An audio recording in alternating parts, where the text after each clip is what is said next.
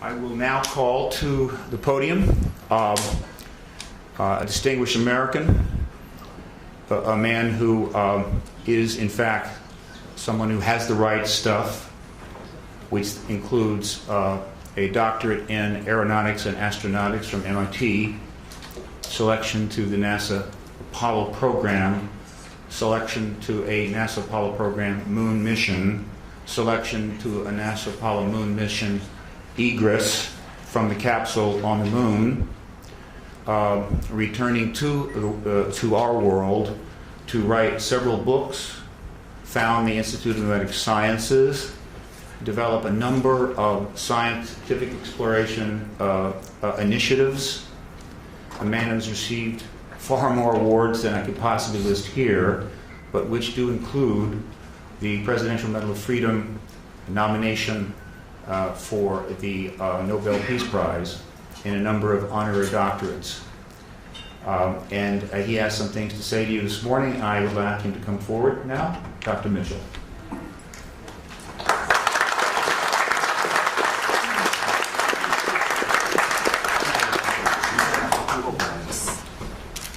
Thank you very much for being here. My story with regard to the disclosure process is very simple. I grew up in Roswell, New Mexico, the site of the first UFO crash, the alleged UFO crash. And my story is as a result of growing up there. I was a senior in high school, just going into my senior year in 1947, when on one day the Roswell Record announced that an alien craft had crashed, and the next day changed that story and said no, the Air Force said that was a weather balloon. And since I was on my way to college and more interested in those things, I didn't pay much attention to it at that point in time. However, my family was in the agribusiness. My grandfather was a cattle buyer and sold registered herds bulls to the ranchers in the area, knew everybody in the area, in the Pecos Valley and beyond, sold cattle into Arizona, western Texas, and was affectionately known as Bull Mitchell in those parts. And so it was not unsurprising to me later on that the lore of the area, of our friends and the people in Roswell, including the Sheriff's Department, and a military friend of ours, a major, who was also turned out to be a friend of Jesse Marcel, who was the first Air Force officer on the site of the crash. And this Air Force officer was in administration. He was not really involved, but he eventually told me his story, and that's how I became involved.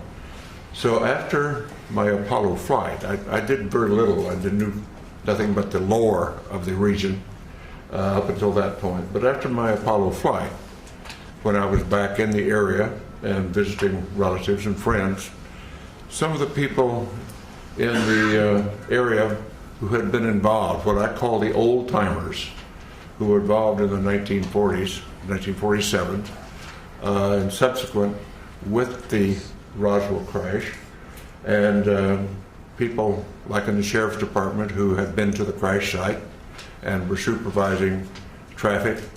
My friend and friend of our family, the Major, who was an office mate of in the administrative function at Walker Air Force Base. These folks, because they had been shushed and told not to talk about their experience by military authority in those days, and on dire consequence if they did, felt that here in the 70s, many years later, that they didn't want to go to the grave with their story. They wanted to tell somebody reliable.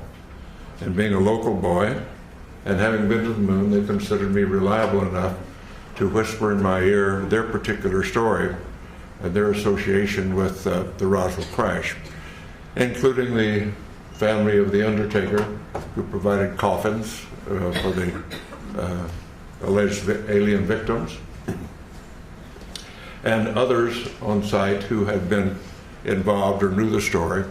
And of course, eventually I ran into Jesse Marcel Jr., the son of the Jesse Marcel, who was the first military officer on the site, and knew his story, and knew his story well, and we became friends in later years in this disclosure movement. And at some point, about 10 years ago, and I can't remember what date it was right now, when the disclosure movement was going strongly, I came here to Washington with a Navy commander by the name of Will Miller and Dr. Stephen Greer, and we were able to get an appointment at the Pentagon to talk about what we knew, or what we allegedly knew, what we thought we knew, and went and told our story. And the powers that be at the Intelligence Committee of the Joint Chiefs of Staff listened to our story and said, the Admiral said, well, I don't know that story. I don't know that that's true, but I will find out. So we departed, went on our way, and subsequently learned through Dr. Greer and through Will Miller, and that those stories had been confirmed, and that the Admiral had been denied access when he tried to get into the inner workings of that process. And we had confirmation of that, although that Admiral now denies the fact that this is the fact. So my story is essentially that. I do have no first-hand experience with the ET effort, except the fact that I know all of these research people that you'll hear from today, and some who are not here today, who have spent a long amount of their lives and time doing research into the alien visitation, UFO crashes, and so forth. And I urge that those who are doubtful read the books, read the lore, and start to understand what has really been going on, because there is no doubt we are being visited. And as a person who is a part of the first generation of being a spacefarer of our civilization and having gone to the moon, and realizing that I do, and many of us do now, that have seen the Hubble pictures from space, the universe that we live in is much more wondrous, exciting, complex, and far-reaching than we were ever able to know up to this point in time. And the fact we have wondered, were we alone in the universe forever? Only in our period do we really have evidence, no, we're not alone. We are just one planet with intelligent life on it, and probably it is time, now that we are spacefarers on our planet, that we get active, because we're really universal beings. And in the long stretch of things, if we think about it in the longest possible range, we realize, and I realize this from my studies in astronomy and astrophysics, our sun will burn out in due course, and we have to be off this planet if our species is to survive. So anybody, any species, any planet that is on around the mainstream star like ours is, only has a finite amount of time on that star before it burns out. And so our destiny, in my opinion, and we might as well get started with it, is become a part of the planetary community of nations, of planets, just like when we were much newer on this planet, and we found tribes over in the next valley or across the next mountains, and we started forming communities then and reaching out beyond ourselves. At this point in human history on this planet, we're now starting, and ready should be, to reach out beyond our planet and beyond our solar system to find out what is really going on out there. And the 20th and 21st century that we now live in, the beginning of the Industrial Revolution really didn't take off until the 19th century. And I tell the story to some of my younger audiences, particularly in schools, that my great-grandparents went across from South Georgia to West Texas in a covered wagon at the end of the Civil War in the 1870s. My family, my father's generation, was involved with going off the planet in aircraft. And less than 100 years later, I went to the moon. So some covered wagons to going to the moon in less than 100 years is a history of the development of our civilization in not our lifetime, but a couple of generations. And so it's time to start thinking in those terms. And particularly since now, in the 20th and 21st century, we suddenly find that due to our expertise and our genius in science and technology, we have exploded our population from under 2 billion at the beginning of the 20th century to over 6.5 billion at this point. And our consumption patterns are clearly indicating that we are utilizing our non-renewable resources at an unacceptable rate, a non-sustainable rate. So we've got a lot of thinking to do about what being an advanced civilization really means. But let's put all that aside for a moment, because we're here to talk about disclosure. And what I am suggesting is it is now time to put away this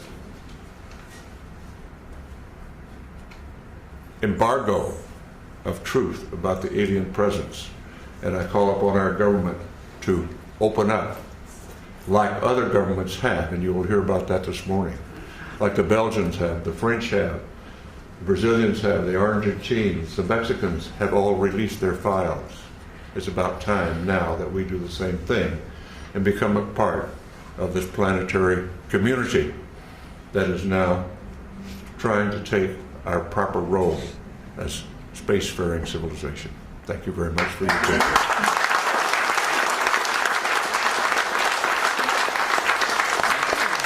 All right, now, would any of the media like to ask either of these gentlemen a question at this point? Any of the reporters? Yeah. Alan? Can you tell us, Dr. Mitchell, exactly what the locals of Roswell told you, if you could remember specifics? On the mic. Yeah. Yes, it was that the Roswell event was an alien craft, that it was not of this planet. That's the essence. What they really told me was their particular, each one had some particular part of it, like a sheriff's deputy was controlling traffic but heard from what the other people what was going on. The family of the undertaker told about the small coffins that were created for the alien bodies. And my Air Force family friend said yes, he had heard the same thing from Major Brazel. Each one of them just told what their portion of the activity was all about. So putting it all together, the sum total was, yes, it was an alien spacecraft. Thank you. Okay. End of the question? Just had another question about Sure. fellow astronauts talking to you about seeing space, UFOs in space. No, I have talked to all of the astronauts up through the Apollo program. And the only ones that have had UFO experience were in their Air Force careers, where were vectored to chase a UFO, never quite made it, couldn't quite get them in their sights or whatever. And that was Deke Slayton, and Gordon Cooper had his experience that's been well recited about seeing one land at Edwards Air Force Base, seeing the pictures of it. Suddenly the pictures disappeared into the vaults of Washington and never returned. But the military people that had UFO experience were in their Air Force careers before the astronaut program. And of course, being a military and a Navy pilot myself, the stories among airline pilots and other pilots is they're just all over the places. And we're all told, shut up about it. I never chased one myself, but all my friends that did, where it was all the same thing. Don't talk about it. Thank you.